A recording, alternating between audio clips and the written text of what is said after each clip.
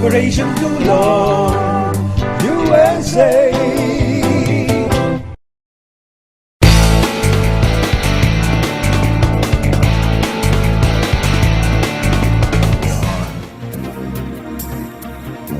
Maraming salamat mga ka-Pilipino at mga ka-OFW. Ang inyo pong lingkod ko ay Manny Calpido po mula po dito sa Los Angeles, California, United States of America, na kung saan matatagpo ng ating studio. Ito ay maliit ang ipinagmamalaki ng inyong lingkod sapagkat ang aming studio ay katabi ng DreamWorks Production. Yan. Tapos, sa tabi namin ay ang Channel 7, ang kilalang himpilan ng telebisyon sa Amerika. At dito sa compound na paligid ay lahat pag-aari ng Disney. Yan. Kaya narito kami sa compound ng malalaking mga malahiganteng dambuhal ng mga nasa show business. Kami lamang ang bahay kubo dito. Yan ay pinagmamalaki ko. Pero ang pwede ko naman maipagmalaki ay pinanunod tayo ngayon ng 64 na bansa.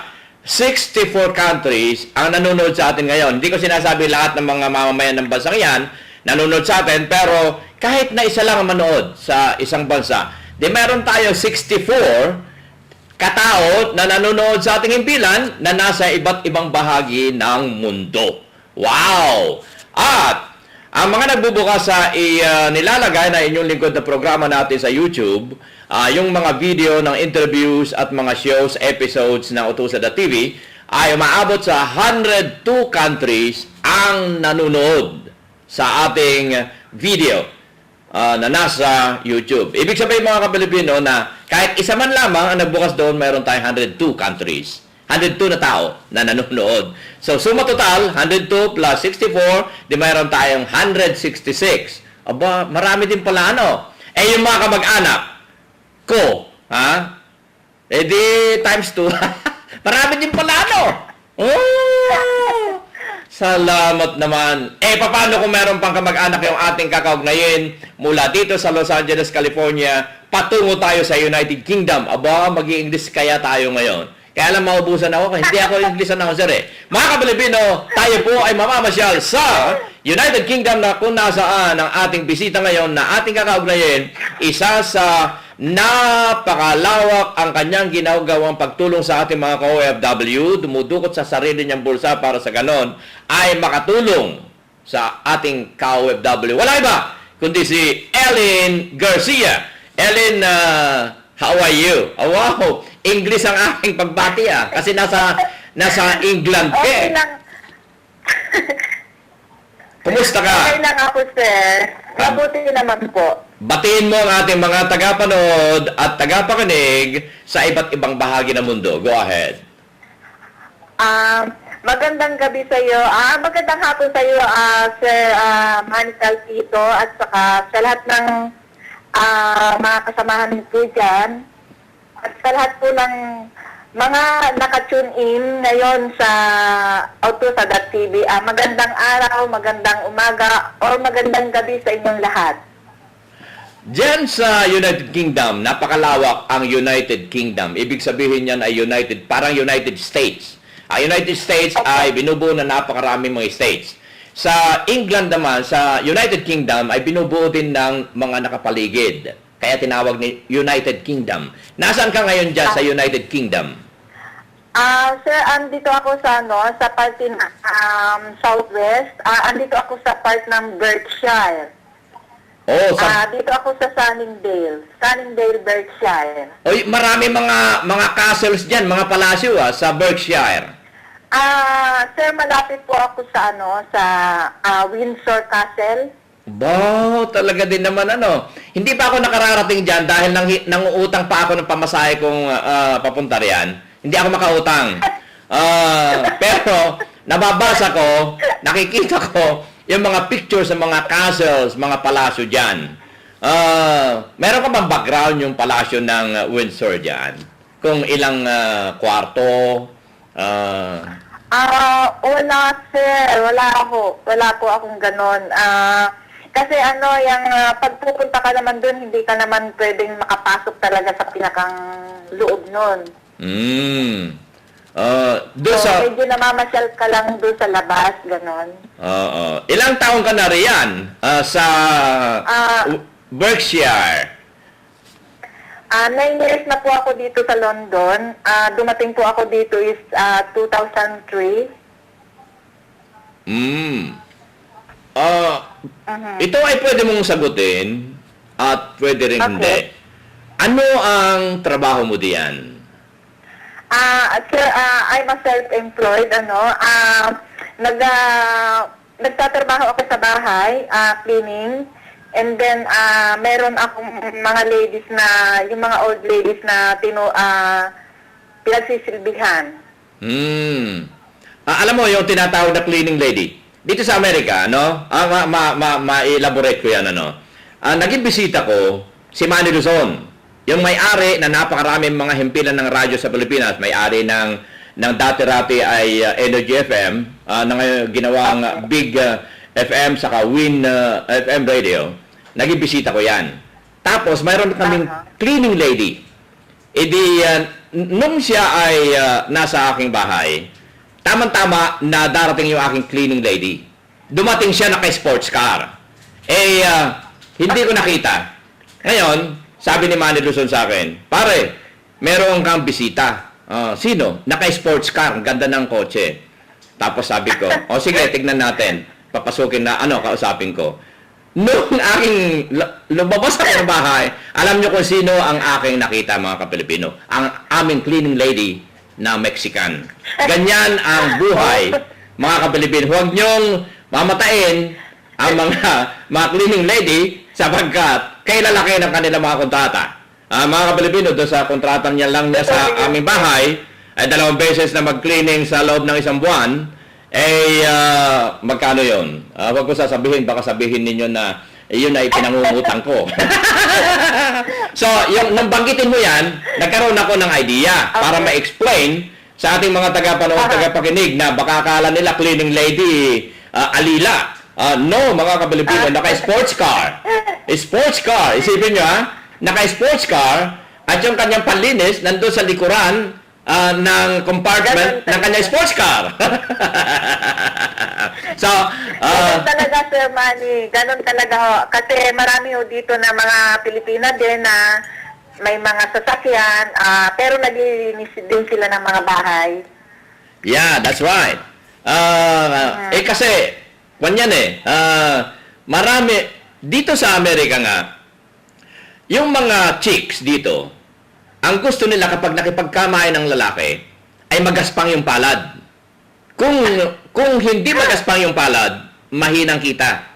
Pero kung magaspang ang palad, mga Kapilipino, mas malaking kinikita nung lalaki na magaspang ang palad. Sapagkat, kung ikay handyman, napakalaking kita mo rito. Pinakamababa mo, $65 an hour. Sipin mo yun. Kesa kung mag-opisina ka, magkano an hour? Sabihin mo na lang, the most is $13 an hour against $65 an hour. Kaya, karamihan dito ay mas gusto nila yung maging handyman dito. So, Totoo yun, sir. Sa totoo lang. kaya, ewan ko kung bakit sa Pilipinas, yung mga chicks dyan, hindi ko naman nila lahat, at hindi ko kayo dinidismula.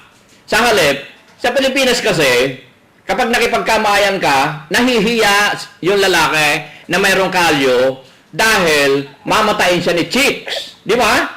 Ganun baliktad eh. Ha? Di mo napansin yun, Ellen? Sa totoo lang, sir. Kaya pagka kinamayan kita, ay magugustuhan mo ako dahil sa may kalyo ako eh. Sir, makapal din ang aking mga kalyo sa kamay. Kaya nga, the more sa abroad, dito sa ating mga kinaroroonan mga Kapilipino, maging sa Saudi, the more na nagkakakalyo, the more na gumagaspang ang palad mo, ay the more na malaki ang kinikita mo. Yan, ang totoo yan. Sana nga, sir. Sana nga. Okay, ngayon, ay magtungo tayo rito saan ka nanggaling sa Pilipinas, Ellen? Sapagkat marami akong kakilala ng mga Garcias. Sir, ang province ko po is sa Unisan, Quezon. Then, sa Lucena City ako naninirahan sa ngayon. So, magkababayan kayo ni Jules Ragas. Jules, oo. Magkababayan kami. Pinakang mahirap na. Yun ang sinasabi niya. Di naghihingian kayo ng bagoong, patis, kamatis, talong kapag kayo naubusan. Kasi magkapit-bahay kayo eh. Medyo malapit-lapit, sir. Kailan ka huling umuwi sa Pilipinas mula sa Berkshire? Last Christmas, sir. Last Christmas. So, bali, isang taon na. Wala kang balak na umuwi ngayong Pasko? Walang pera, sir. Meron pera pero hindi sapat. Oo. Huwag mo sasabihin walang pera. Sabihin mo huwag kang mahirap. Dahil baka kagabaan. Ganon. Marami kasi. May pera pero hindi sapat, sir. Oo. Tama yun. Tama yun. Kailangan pa ng kaunting ipon.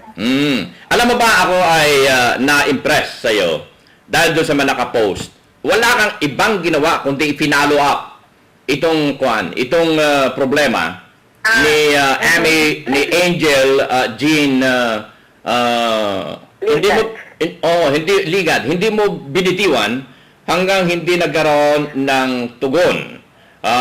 Naging malinaw. Yan ang naging dahilan kung bakit ako ay lubusang na-impress sa mga katulad ninyo. Bakit ko ini-interview yung mga nakaraang mga ini-interview ko? Dahil mga Kapilipino, na-impress talaga ako sa pagpapahalaga sa ating mga ka-OFW. Yan, si Ellen Garcia. Paano mo ito natuklasan at paano mo ito i-follow up na sa magitan ng pagkipag-ugnayan sa telepono?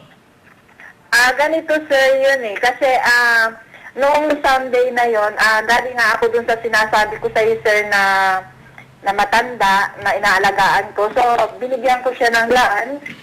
And then after that, nung bumalik ako dito sa bahay, binuksan ko yung internet ko. Nakita ko yung mga post dito sa Utusa na ang sabi nila bakit walang action ang embassy? Bakit ganito? Nasaan ang tulong? Nasaan sila? Ganun po. So, ang ginawa ko kinuha ko yung cellphone ko. Tinry ko na tawagan yung number na nandun. Then, ang nangyari, naka-29 calls yata ako. Tapos, yung parang siguro mga last na yun lang ang pumasok. So, kinausap ko na si Angel. Ang sabi ko, tinanong ko siya. Sabi ko, ikaw ba si Ami? Sabi niya, upo. Tapos, ako'y nagpakilala po ako sa kanya. Sabi kong gano'n, ako si Ellen Garcia, nasa United Kingdom, nasa London ako, sabi ko. Tumawag ako sa iyo dahil, maraming post na, marami kang dito, sabi ko, na kawawa ka, gano'n. Ano ba ikako ang tunay na nangyari? Tapos, sinabi niya po sa akin lahat, umiiyak. Then, ang sabi ko sa kanya, nasaan ka ngayon? Ang sagot sa akin, sir, andito ako sa police station, sabi niya. Sabi ko, sinong kasama mo? Ang sagot naman po niya sa akin, wala. Sabi niya, wala po. Nasaan ikako ang taga-embassy? Tinatawagan po namin, walang sumasagot. Ang sagot sa akin. Then sabi kong ganun, kung may kaibigan ka dyan, ang gawin mo, tawagan mo sila at kung walang sumasagot, papuntahin mo sa embassy. At yun lang ikako ang pinakambest para matulungan ka. Sabi kong ganun. So, matagal din po kami nag-usap. Tinanong ko kung ano ang ginawa sa kanya, kung ano ang nangyari at bakit ganun. Na siya ay may mga pasa, mapula ang mga mata. So, ang sabi naman niya, yun nga po, parang nirape siya talaga. Na every time siyang magpapaalam, sinasaktan siya. At sakaling nga, ikinukulong siya. Dahil ang akala daw po nung employer niya na kaya siya ganun magsusumbong. So, ang nangyari nga po, ikinulong na talaga siya tuluyan. So, ang sabi ko kung siya ay nakakakain doon or binibigyan naman ng pagkain. And sabi naman po niya mayroon daw siyang isang kasamahan na Ethiopian na siya ang naghahatid ng pagkain. At yun daw pong isang Pilipina, ayaw daw palapitin sa kanya. So, ganun lang. Pagkakakain, isinasara si pinto, ganun. Ganun po ang pangyayari. Ang ibig sabihin ay, dahil hindi ko ganong naulinigan, kasama dito ang rape sa kanya? Oho. Kasama, sir. Oh, Kasama, sir. Kasi yung unang post ko doon, yung unang ini-post ko sa wall ng utosa, wala pa siyang sinabing rape. So, sabi kong ganun sa kanya kasi nga po pahapo noon parang siya ay parang napapagod at parang naliliyo daw siya. So, sabi ko, okay, tatawagan kita mamayang gabi. Hindi ko siya na-contact noon, kundi the following day po, ang ginawa ko, tinawagan ko siya ng umaga, nagigising ko lang, tinawagan ko siya. So, sabi ko, anong nangyari? Hindi kita makontak kagabi. Sabi kong ganon. Tapos yun, nagkwento na naman po, umiiyak, nanginginig. Nanginginig po siya, parang ang boses niya garalgal. Sabi ko, ano ba talaga? Kailangan, ang sasabihin mo, yung talagang tama at saka yung totoo. Huwag kang magsisinungaling, sabi ko. Dahil sabi ko, ang daming tao na gustong tumulong sa'yo. Sabi kong ganon. Tapos sabi niya, tita, ang totoo po niya na rape po ako. Sabi ko, ba't di ka pumunta agad sa pulis? Sabi ko, ano nga po, kasi hindi nga po ako makalabas dahil nga po ako ikinulong. Yun ang sabi. Tapos nun po sir, nung dumating na po yung ano na yun, yung pong araw na yun, ang sabi niyang ganon, mayroon na daw pong pupunta na taga-embassy at saka yung sa agency. Yun ang sabi niyang, na ang sabi ay may tutulong na taga-agency at saka yung pong sa embassy. So, ang sabi kong ganon, sige, sabi kong ganon, tatawagan kita uli at sabi kong ganon, gusto kong malaman kung ano ang kahihinat na ng kaso mo o kung ano ang magiging result pa, sabi kong ganon. Then, yung tawag ko po ng bandang pahapon na yun, nagpermahan na daw po sila, na nagkaharap sila ng amo, nagkapermahan, na i-drop ang kaso, ganun po, sir, ang nangyari. So, ibig sabihin, itrinap na ang kaso? Paano na yun? Sir, ganito, sir, ito pauusap ko lang, nakalista po dito, sir, kaya lang po ang sabi niya sa akin, huwag kong i-post ito at baka daw po makarinig na iba, huwag kong sabihin dito sa interview nyo at baka may makarinig na iba at hindi ko alam kung gusto ko itong sabihin talaga, sir, dahil po ang totoo niyan, talagang wala pong mangyayari sa kaso. Walang-wala. Dahil andito po, sinabing lahat sa akin ni Ami, isinulat kong lahat at sabi kong ganun, isusulat ko itong lahat at pag ikaw ay sabi mo na sa akin i-post ito, ipopost ko na ito. Isinulat ko po lahat, i-inbox ko ito sa inyo mamaya, sir. Para malaman niyo. Sige, at pag-aaralan natin dito kung dapat na i-post or not. Dahil kinakailangan na, bakit kung siya ay ni-rape at sila ay nagpermahan para i-drop yung kaso, baka merong kwentong hindi kanais-nais. Kaharap ba yung abogado niya nung magpirmahan sila nung i-drop ang Sir, kaso? walang kaharap na abogado. Ang kaharap is yung sa agency at saka yung sa embassy. Kaya niya i-drop ang kaso dahil ang sabi po niya sa akin, tita, wala po akong kaalam-alam sa salitang batas. Hindi ko po alam kung sino ang tutulong sa akin. Ano po ang gagastusin ko dito at baka mamaya po ako pa po ang makulong. Kaya po ako'y pumayag na i-drop ang kaso. Yun po ang sabi niya sa akin. Tapos ito po doon sa huling post mo, ayaw mo lang baginggitin yung pangalan ng abogado. Merong abogado na kaharap, di ba? Wala pa sir na abogado yun nung magpermahan sila. Ganito po ang nangyari. Kaya po ang nangyari doon sa pagkatapos ng pagka-drop, may pumunta daw po sa kanila doon sa tinutuloyan niya or sa agency yun na isang taga-human rights. Yun po Aha. ang pagkakasabi niya na abogado. Human Yun po ang rights, sabi niya. human rights ng migrante or human rights na Hindi po. empleyado ng Kasi, sir, ibang lahi.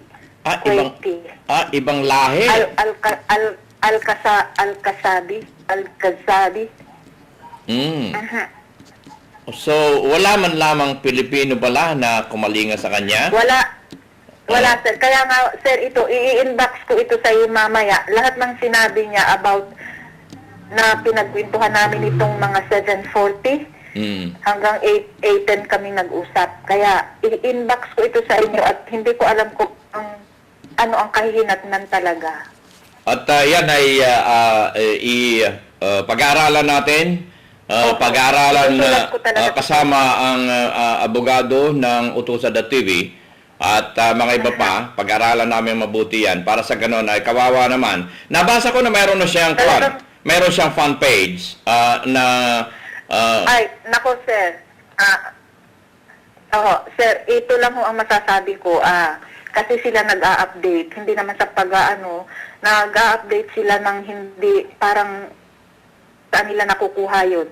Dahil pag may nabasa po akong update dun sa Justice for Ami Jean Ligad, pag may nabasa po akong parang ako'y medyo hinala, tinatawagan ko po talaga si Ami.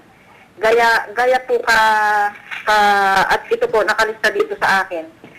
Kahapon, tumawag po ako sa kanila tumawag po ako kay Ami kasi may nabasa po ako na kasi uuwi na daw si Ami, may ticket na daw, ganon. Di po ba?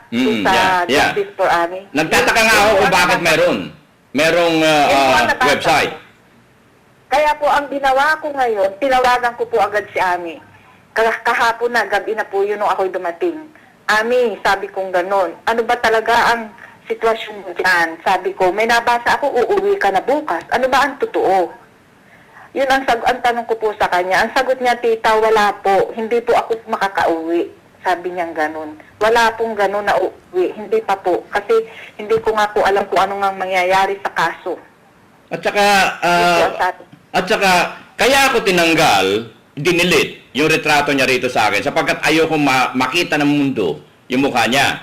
Dahil alam ko na sa loob niyan ay mayroong kwento na tungkol sa panggagahasa. Kaya nung mabasa ko yung mga comment na bakit hindi ko pag-aralan mabuti, so pinag-aralan ko, tinanggal ko yung mukha niya sa lahat ng aking groups. Para sa ganon ay mapag-ingatan din natin yung kanyang mukha. Ngayon, nung ako'y mag-browse dito sa online, sa mga Facebook, nakita ko nag-open sila ng fan page ng Justice for Ami Jean Ligad. Sabi ko, andun yung mukha niya. Sabi ko, tinanggal ko na nga yung mukha niya, ipino-front pa nila yung kanyang mukha. Kaya yon ang kaya nabanggit ko rin sa iyo yan. Kaya dapat kung nakikinig sa akin o nanonood sa atin, yung nag-open ng group na yan o fan page na yan, mangyari pag-aralan ninyo mabuti. Sapagkat hindi pa tapos yung kanyang kaso at kung mapupunta sa akin yung inbox na conversation, ay baka kayo ay medyo matatagilid diyan.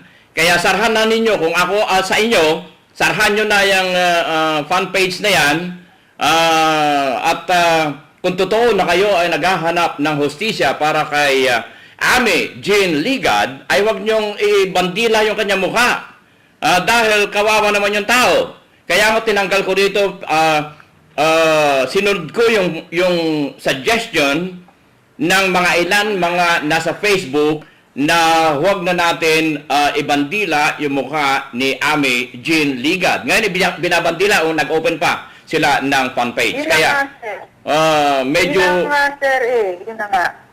Kaya medyo pag-aralan ninyo mabuti ang inyong ginawa. Kung sino man yung creator niyan, ay mangyari lamang na kung talagang gusto ninyo ang hustisya para kay Jean Ligad, hingin ninyo sa akin yung i-inbox sa akin ni Ellen Garcia.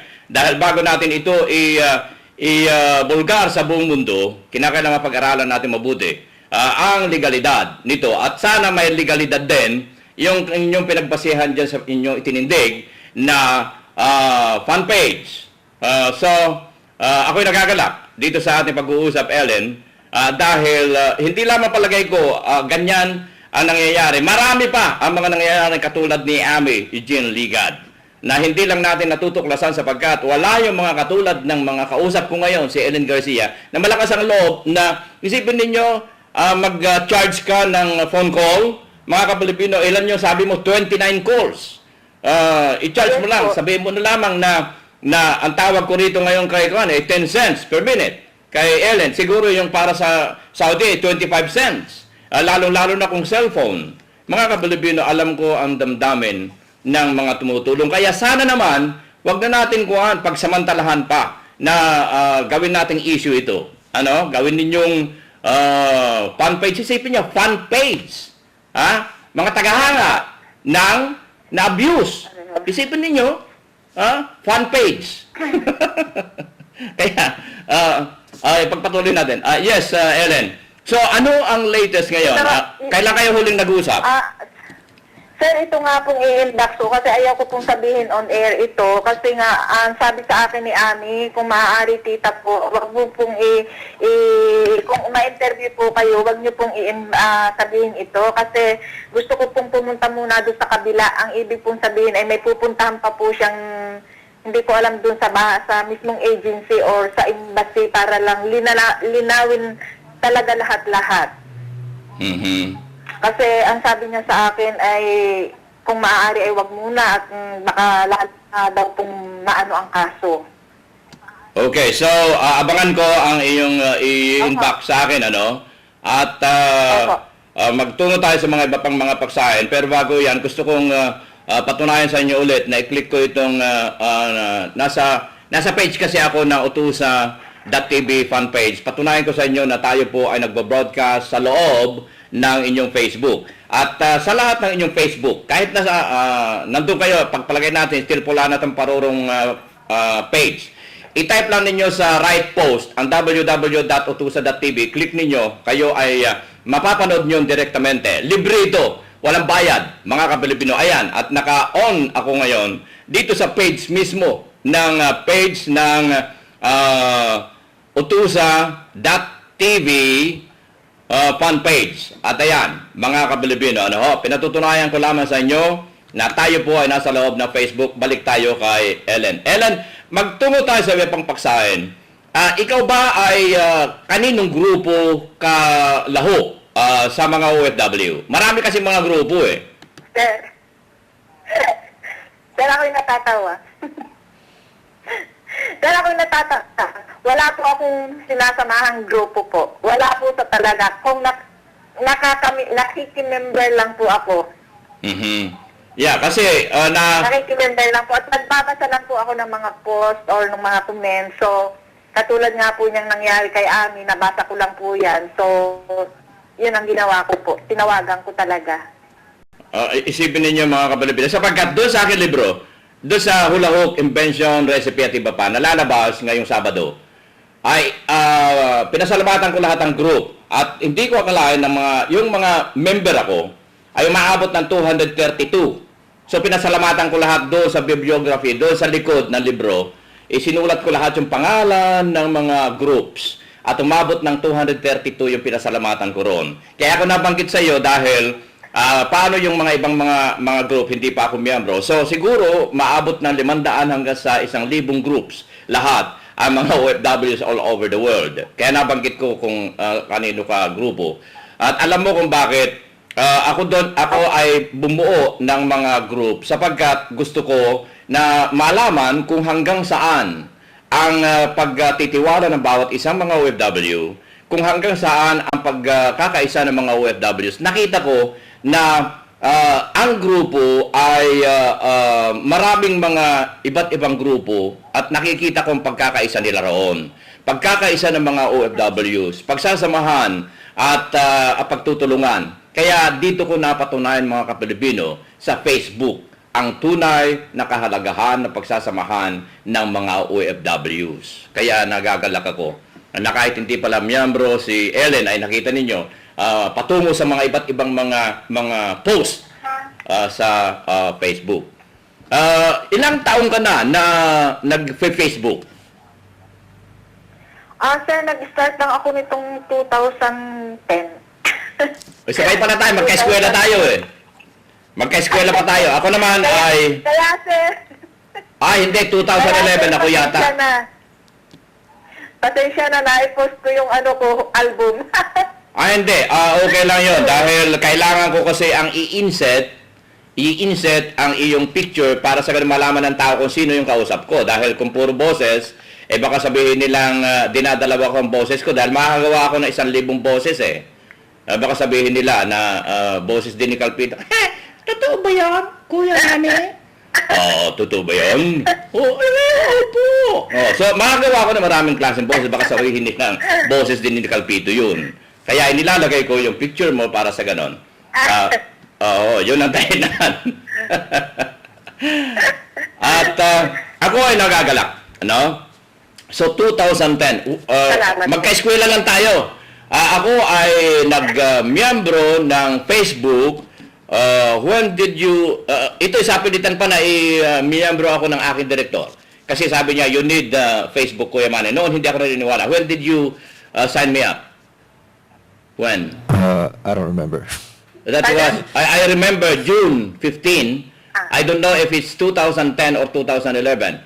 When was our trip? It must have been 2011 then. Because we had our Facebook bonding in the Philippines. Right. So you had just started it, so it had to be 2011. Okay, June 15, 2011 ako naging miyembro. Ako gumamit ng Facebook. June 15, 2011. So, mas bata pa pala ako sa iyo. Ngayon ay magtungo naman tayo sa ang iyong kasalukuyang sitwasyon.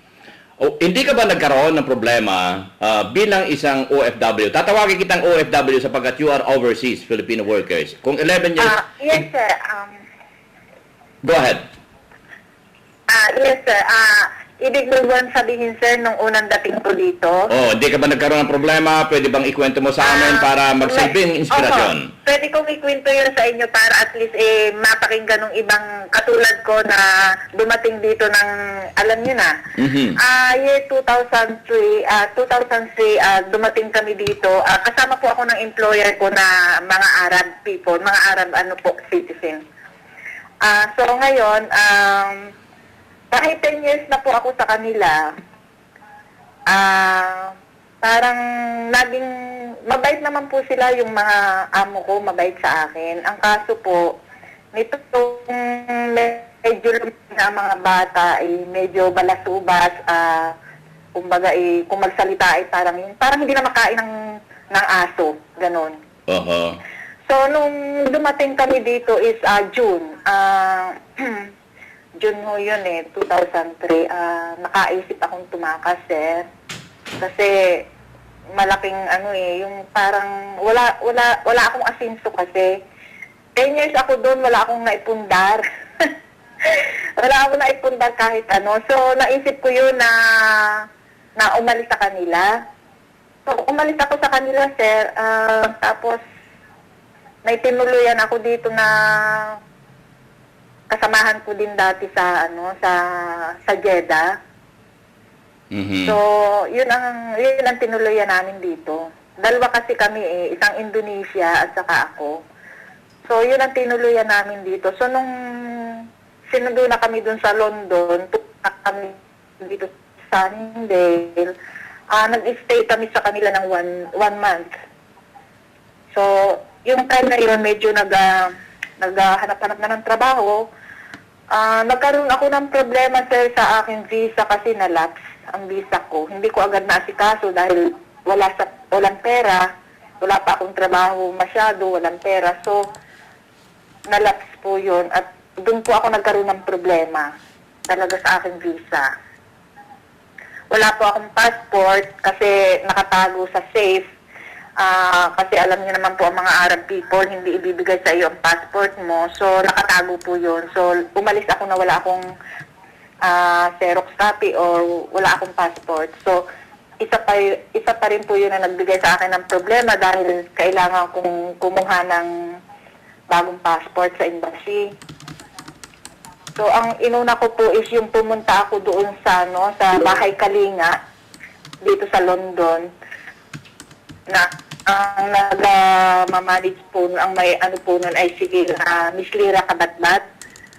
Siya po ay solicitor ng ng mga, yung katulad po namin na mga OFW, yung ang related po sa mga, yung mga nurses, yung mga gustong citizenship, ganun po, yung mga tumutulong po sa mga ganun. Doon po ako pumunta una. Tapos nagtanong po ako kung ano ang dapat kong gawin. So, ang sabi niya, kailangan kumuha ako ng passport. Then, gumawa po siya ng sulat para ipadala sa Jeddah, sa embassy po ng sa Saudi Arabian Embassy dito sa London. Para makuha nila kung ano ang information doon sa aking status ng aking yung entry ko po dito. Tapos ang nangyari po, dumating ang sulat sa kanya, ngayon medyo nalaps na nga po yung visa ko. Tapos ang ginawa ko po noon, hindi ko po muna ipinasok sa kanya kasi yung solicitor na yun po maayos po yung solicitor. Hindi ko po muna ipinasok ng aking papers kasi nga po kulang ako at saka kailangan talaga po na magbayad ka sa solicitor at saka sa home office. So ang ginawa ko po, nagtrabaho po muna talaga ako para lang makaipon muna. Dumaan po ang mga 6 months noon, saka ko pa po naayos yung aking papers. Tapos, ang nangyari nga po noon, every month, pero iniiba ko po siya ng solicitor. Kay Mike Heggs po ako pumunta. Kay Mr. Heggs. Yun po ang solicitor ko. Siya po ang nagtulong sa akin na ma-process yung aking mga papers. And then, ang nangyari nga po noon, every month, parang binibigyan niya ako ng ng update about yung mga dokumento ko po, kung ano nangyayari. At ang pinakasaklat nga po, yung ako ay pinadalhan po ako ng home office, ng House of Commons po, na talagang sulat na wala akong karapatang mag-stay. Okay. Yun po ang masaklap na nangyari na parang ako pinanghinaan ng loob, tapos nag-iyak na nga po ako noon, nasabi ko ayoko pang umuwi, gano'n, dahil nga po, kasi po yung parang, kailangan gusto nila ako makita, gusto nila ako mag-report para i-deport, gano'n po ang nangyari. So, ang ginawa ko po noon, nagpakaawa kay Mr. Heggs na ayusin. So, ang nangyari, sinabi niya sa akin na just work and save money. Yun ang sinabi niya sa akin. Ating ilalaban ito, ganun ang sinabi niya, at hindi ka uuwi. So, ang nangyari nga po nun, sir, sa awan ng Diyos, hindi po ako napauwi. Pinaglaban po nila kasi naipinakita po sila sa akin na isang dokumento ng isang Asian din. Indian po siya na kasaad po doon na may karapatan siya kahit na siya ay lapse ang visa, gano'n. Kasi hindi mo pwedeng alisin ang human rights niya, sabi niya gano'n. So yun po ang kanilang ginamit para ipaglaban yung kaso ko. Wow. So, kung nawala po, bago ako nakauwi. Kaya kung nawalan ka ng pag-asa, ikaw ay wala diyan ngayon na nagdadrive ng sports car habang maglilinis ng mga bahay. Yan ang moral lesson, mga Kapilipino, ng tibay ng loob. Sandali lamang. May ipinost sa akin dito 11 minutes ago. Sandali ha. Paki-update na lamang po if totoo ito, Sir Manny. Na-share po ito kahapon pa at sa araw na ito. Justice for Amy Jean Ligad. Mga kababayan, may lumabas po na update tungkol kay Amy Jean Ligad. Lahat po niya ay hindi totoo. Andito ako sa Embahada ng Pilipinas ngayon. Ito si Mrs. Cheng ang nag-report nito. andito ako sa Embahada ng Pilipinas ngayon, umuwi lang si Jean ng Pilipinas, ng Pinas. Sabi niya, para makapahinga at babalik po siya ng June para ituloy ang kaso niya. Hiling ko lang po sa ibang page, wag po tayo mag-post ng walang batayan. Ako po ang tumulong kay Jen paano lumabas ng bahay at hanggang ngayon. Kaya sana po wag nyo pangunahan ng kung ano-ano. Ulitin ko, di umatras sa kaso si Jen o umuwi siya para magpahinga lamang at magpagaling. Babalik siya sa June. Para sa kaso niya, ayaw ko nang kahihiyan ang inyong lingkod, Roses R. Red. Si Roses R. Red ang nagsasalita at ito ay ipinost ni Meneses Cheng dito ngayon sa fanpage ng Utusa.tv. Anong masasabi mo rito, Ellen? Sapagkat ang sabi mo ay kausap mo. Yes, sir. Sir, yan yung sinasabi ko sa iyo na nabasa ko din yan kahapon. Kaya nga, pagkabasa ko dyan, ang ginawa ko nga po is tinawagan ko si Ami at sabi ko, magsabi ka Ami ng katotohanan kasi may nabasa ako na post na ikaw ay nasa Pilipinas na. So, yun nga po, nagtatatawa siya sa akin. Nagtawa siya sa akin, sabi niya, tita, dito pa po ako. Hindi po ako makakauwi dahil nga po sa kaso ko. Kaya, ang masasabi ko lang, sir, banggitin niyo din po, na sila ang huwag mag-post ng kung ano. Kasi ako mismo, ito po, 7:40 p.m. dito po, UK time. Matagal kami nag-usap ni Ani habang ako'y nagluluto.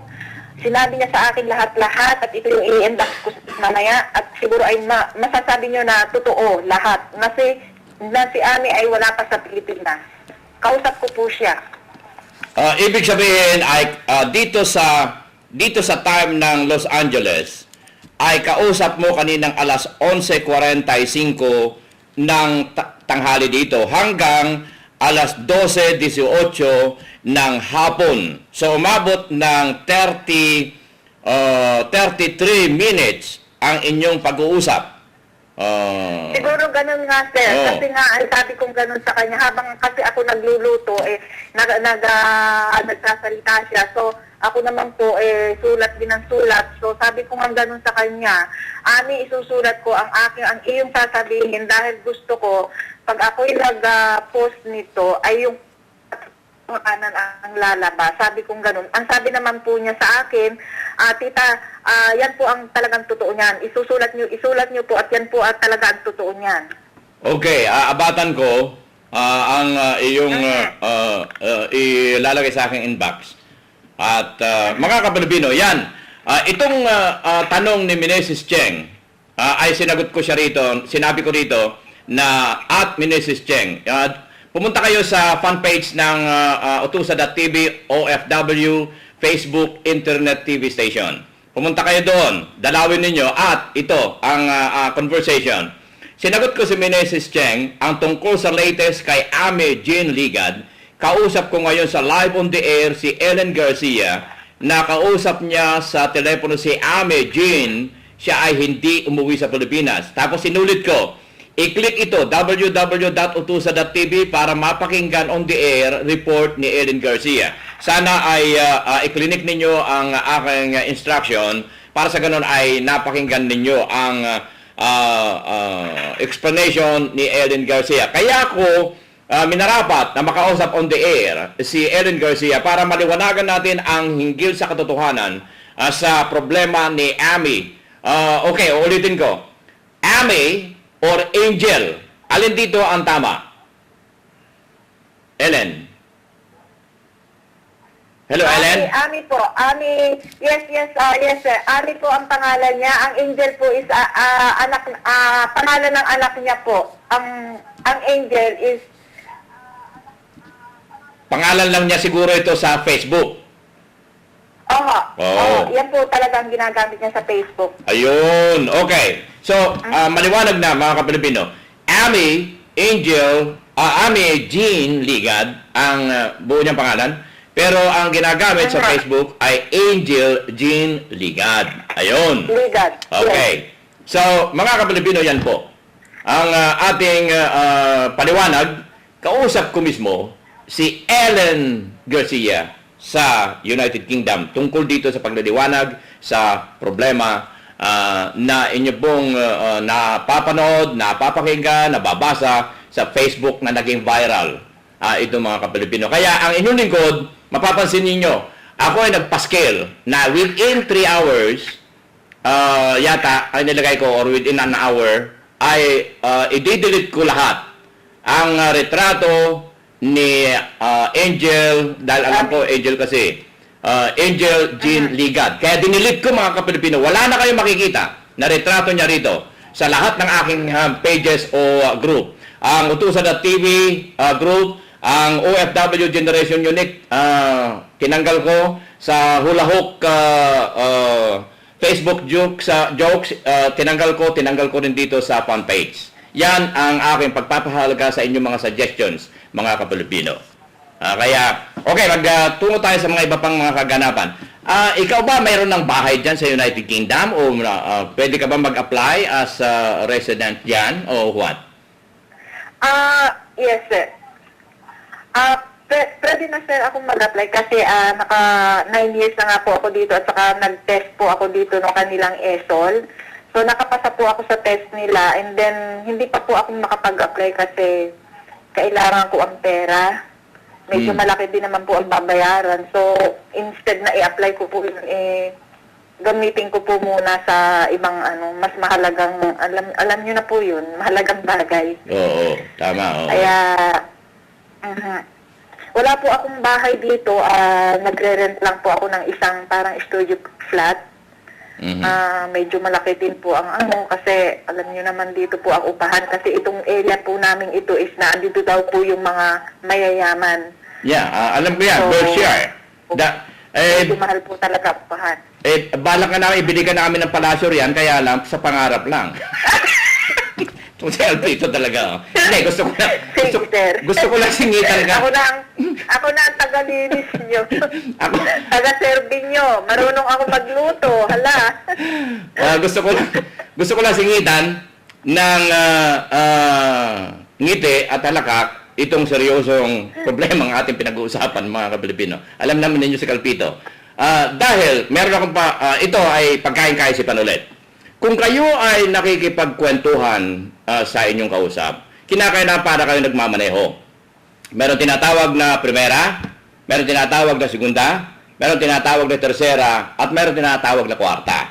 Mga kapilipino, ganyan ang conversation. Para sa ganon, yung takbo ng sasakyan ay tatagal. Ganyan din ang pakipag-usap sa tao. Meron kang gear number 1, gear number 2, gear number 3, gear number 4. Kaya ang payo ko din sa mga politiko, nakaka-boring din sila na nagsasalita doon sa Kongreso at Senado. Pinakikinggan ko nga nabuboring ako dahil wala sila segunda, wala silang primera, kuminsan nandun sila sa kwarta, babalik na naman sa primera, nalilito ang kanilang pasahero.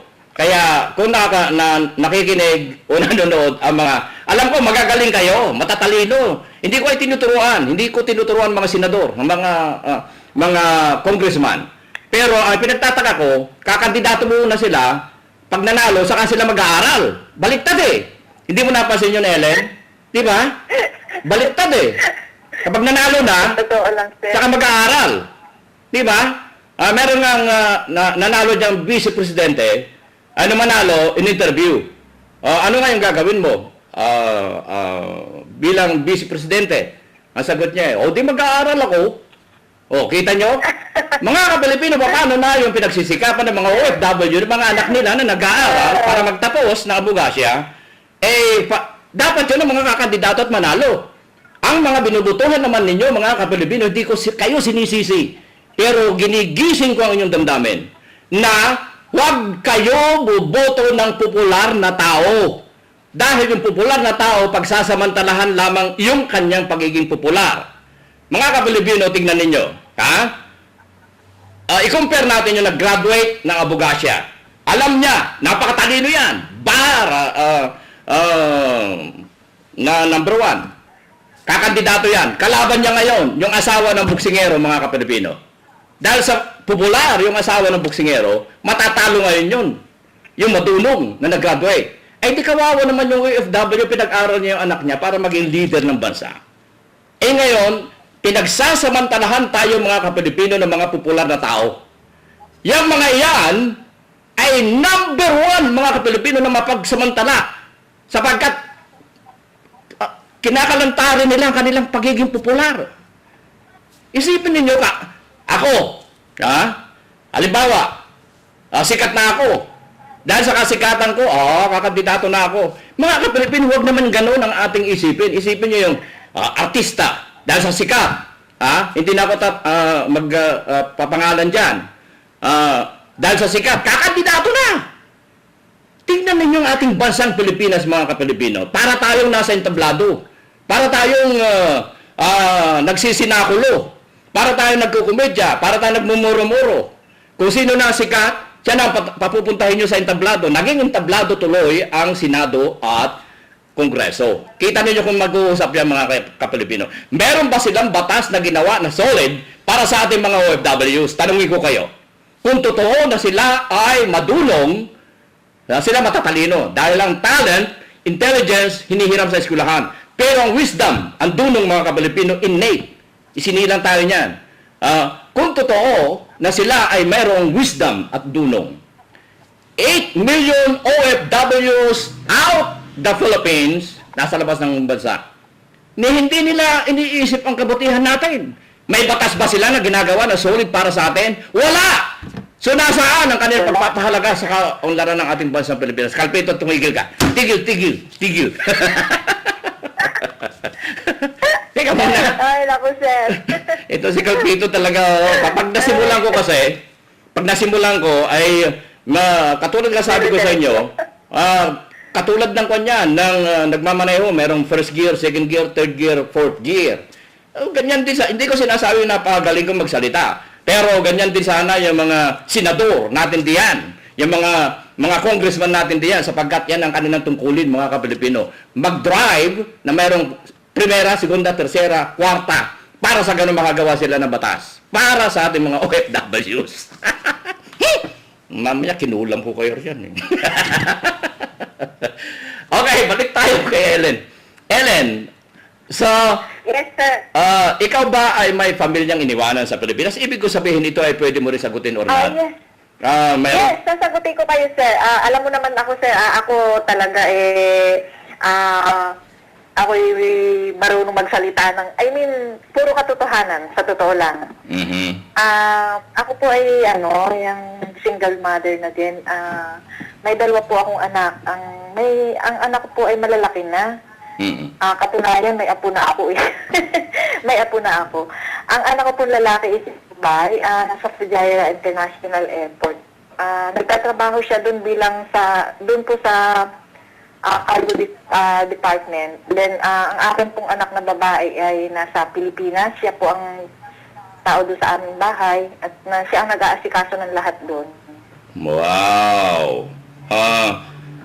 Pakialamero kasi itong Matagal na akong hiwalay, sir. Pakialamero kasi itong si Kalpito. Alam mo, ang mga Pilipina ay matibay ang loob. Okay lang, sir. Para sa ganun, meron tayong premise. Ilang taon ka ng single mother? Nasa 27 years na po, sir. 27 years. Isipin mo yan, di ikaw ang nag-sustento ng pag-aaral ng iyong mga anak? Sa totoo lang, sir, yung aking mga anak is 3 years old and 6 years old nung umalis ang ama nila. So, since then, ako na po talaga lahat. Lahat. Kung gusto mo, kulamin ko yung naging asawa mo eh. Pagpito ka nga makialam sa buhay na may buhay. Bahala na lang po sa kanya ang Diyos. Lagi, mga kasalanan pa tayo, sir. Okay, meron tanong ulit dito. Tungkol doon kay Ami. Okay, mula kay Sherlyn A. Dasilao. Ano po ba talaga ang totoo? Earlier today lang, may nag-post na patay na siya at chap-chap. Katawan ho niya nasa freezer raw ho. Ang problema ho, minsan sa iba, wala pa silang mga sapat na katibayan, naglalabas na sila ng mga impormasyon. Uso na kasi ang share, kaya nagpapanik ho yung iba. Sensya na po, naguluhan lang ako. Morning po. Ito ay tanong ni Sherlyn Dasilaw. Naku, talaga din naman itong Facebook na ito. Sir, kanina. Pambihira, mga Kapilipino, nililiwanag ng Utusan.tv na lahat ng inyong nababasa ngayon dyan sa fan page ng aming Jean Ligad. Karamihan dyan, 99% ay hindi totoo, mga Kapilipino. Ako na magsasabi sapagkat ang aking kausap ngayon ay siya mismo ang nakausap kaninang alas 11:45 ng tanghali, time dito sa LA, time dyan, bali alas 3:45 na madaling araw, dyan sa Pilipinas. Dito naman sa Saudi Arabia, bali alas 10:45 ng gabi. Kanina lamang, mga Kapilipino, sapagkat ang oras ngayon... Tama po yan, sir. Oo, ang oras ngayon, dyan sa Saudi Arabia ay 1:11. Nakalipas ang 3 oras, mga Kapilipino, kausap lamang ni Ellen Garcia, si Amy Jean Ligad. Buhay na buhay. Wala doon sa loob ng freezer. Nandun sa loob ng aming freezer, yung aking soda na iniinom. Talaga din naman. Okay. Maraming mga nagtatanong dito. Ito naman, mula kay Nitz Cruz Mariano. Ang sabi niya rito, magandang araw ho, gabi sir, Manny. Sana po ay mapagtuunan nyo ng pansin itong aking nilahad po sa inyo para na lang nating mga ka-OFW ay mababalaan tungkol dito. Salamat po at mabuhay kayo at taong lahat na mga OFW. Ewan ko kung ano itong kanyang problemang ito. At any rate, another, good morning again, Kuya Manny Calpito. Sabi niya rito, ito naman ay yung biktima ng bahay nila ay nawas out sa Katiil, Davao Oriental. Okay, si Dendi Idurechi Lansi. Ang sabi niya rito, good morning again, Kuya Manny Calpito. Bakit parang wala yatang nangyari doon sa Flico? Ibig niyang sabihin yung kanyang panawagan. Sapagkat nag-post ako ng kanilang kung saan ito pwedeng ipadala ang mga tulong. Kindly post, insert my screen. Ito yung panawagan ni Dendi Idurechi. Let's stay here for a while habang kausap ko si Ellen Garcia na nasa United Kingdom. Dahil ako natutuwa na kahit na medyo mahaba itong aming pag-uusap ni Ellen, ay napakarami mga topic ang aming na pag-uusapan. Pati yung mga magagaling nating mga senador at congressman sa Senado. Nako, talaga din naman. Okay, balik tayo kay Congresswoman Ellen Garcia. Gusto mo ba maging kandidata? Ay, naku, sir. Ayaw ko rin sakit ng ulo, sir. Ano ba yan? Hindi lang yon. Alam mo, sana ay sumalangit na ang kaluluwa ni Dolphy. Si Dolphy ay inalok yan na kumandidatong senador. Alam mo kung ang kanya sagot? Aba, Okay. pambihira naman kayo. Itong aking popularidad, tsak mananalo ako. Pero kapag nanalo ako, ano ngayong gagawin ko sa Senado? Ang alam ko, patawanin lamang ang tao. So gagawa ako ng pagpapatawa doon sa ko. Di naging komedyante ang Senado. See? Very intelligent answer Tama lang yun. ng isang tao. Tama, sir. Di ba?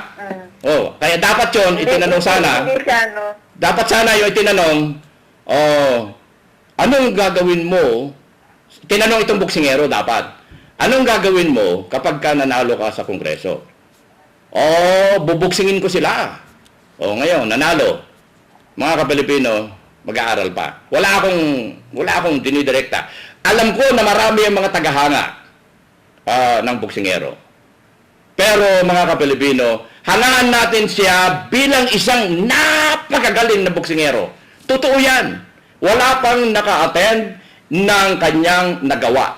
Ipinagmamalaki ng buong mundo. Pero mga Kapilipino, as a politician, never sa akin. hindi ko yan sinasaluduhan. Pero sinasaluduhan ko siya bilang isang napakagaling na Pilipinong boksingero. Pero as a politician, mga ka-Pilipino, sana naman dinidiscourage ko na siya na wag na sanang pumunta riyan. Ipaubayan na doon sa mga graduate na mga anak ng mga OFW. Yung pinagsikapan, pinag-aral ng mga OFWs, na mga anak nila, na graduate, na abogasya, alam nilang batas. Dapat yun nang ipaubayan na lamang. Yun ang akin. So, ipagpamanhin ninyo, kung kayo ay tagahanga ng isang boksingero, ipagpaumanhin po ninyo. Pero kasama ninyo ako na ipinagmamalaki ko siya at sinasuluduhan doble-doble. Hinahangahan ko talaga yan bilang isang boksingero. Pero bilang isang politician, mga ka-Pilipino, nun ka, ipagpaumanhin po ninyo. Sapagkat yan ang aking pagkakalpito. Meron sarili akong prinsipyo, mga ka-Pilipino. Okay, balik tayo. Baka marami magagalit. Ulitin ko huwag kayo magagalit sa akin. Huwag kayo magagalit sa akin sapagkat hinahangaan ko siya bilang boksingero. Pero as a politician, never nunca. Si Calpito ay nunca. Huwag ninyo never na ma-misinterpret ninyo ako. Kasama ninyo ako na humahanga bilang boksingero siya. Siya ay bayani ko bilang isang boksingero. Pero sa politician, Calpito, zero. Okay, balik tayo. Kay Ellen. Okay, Ellen, so yan. Napakaraming topic na pinag-usapan natin dito. At pasensya ka na sa kadaldala ni Calpito. Okay lang, sir. Ninanakaw kong oras mo riyan. Kung mayroon ka pa rin may dagdag na pagkain kaisipan, inspirasyon ng mga gustong maging OFW o mga OFWs na gustong pumunta riyan sa United Kingdom, nasa iyong pagkakataon para ipaabot. Yes. Sir, ito lang kasi, sir, ang ko dun sa, kasi alam niyo naman po, hindi lihim na yung mga nagagaling sa Middle East po na kasama ng amo, syempre naghahanga din po silang, alam niyo na, mag-stay dito o magtrabaho. So, kung may balak po sila, ang maipayo ko lang po ay yung, may dala lang po silang pera at saka yung passport po nila. Kasi yun po talaga ang kailangan. At saka medyo mahirap na din po kasi dito talaga ang batas. Marami na rin po kasing napapauwi at saka lalo na po yung mga wala pong mga undocumented po. Yun po ang inaano dito ng mga immigration officers. Mga ano po sila, naglalakad po sila sa mga train station, sa mga kumbaga po sa mga restaurant. Nagmamanman sila, yung pong mga immigration officers. At pag meron silang nakitang mga tao na parang kahinahinala o mga kusing man, tinatanong lang po nila ang pangalan, then parang may dala po silang kung ano man yun na itatype lang nila ang pangalan doon, then pag nakita doon na lumabas na undocumented, diretso na po yun, deported. Ganun po yun dito. Okay. Kaya napakahirap po na basta-basta na lamang tatakas o basta-basta na lamang mag-stay dito. Kaya nasa kanila po yun kung gusto nila, basta mag-ipon lang po. Kailangan pong may dala silang kaunting pera at saka yung pasaporte po nila, kailangan dala nila para madali pong mailapit agad sa solicitor and hindi po maglaps ang visa nila kasi pag naglaps po, napakahirap. Yun lang po. Okay, at itinatype ko ito kasi gusto nilang mabasa sa Facebook ang ating pagliliwanag. Kaya sundan ninyo mga ka-Pilipino itong aking tinatype dito sa fan page ng Utusa.tv OFW Facebook Internet TV Station. Ganito ang aking sinusulat. At sa lahat, ayon sa live interview, live on the air interview kay Ellen Garcia na kasalukuyang kausap ko ngayon sa Himpapawid ay naghayag na walang katotohanan na nasa loob ng Freezer, si Amy, Jean, Ligad. Sa halip ay buhay na buhay, buhay na buhay. Yan, mga Kapilipino. At itinayp ko yan. Dahil gusto nila, siguro hindi nila mabuksan sa TV, kaya gusto nila na isulat ko. Kaya yun isinulat ko. Tama ito, Ellen, di ba? Okay. Oh, yes, sir. Teka, sir, saan galing yung post na yun? Kaninong group, sir? Ito ito ay sabi ni Sherlyn A. Dasilao. Ano po ba ang totoo, talagang totoo? Sabi niya, earlier today, lang nag-post na patayin siya at chap-chap ang katawan. Yun. Okay, at tatanungin ko rin ulit dito, i-post ko na ito, at para kay, Sherlyn, yan, Sherlyn Dasilao. Saan mo nabasa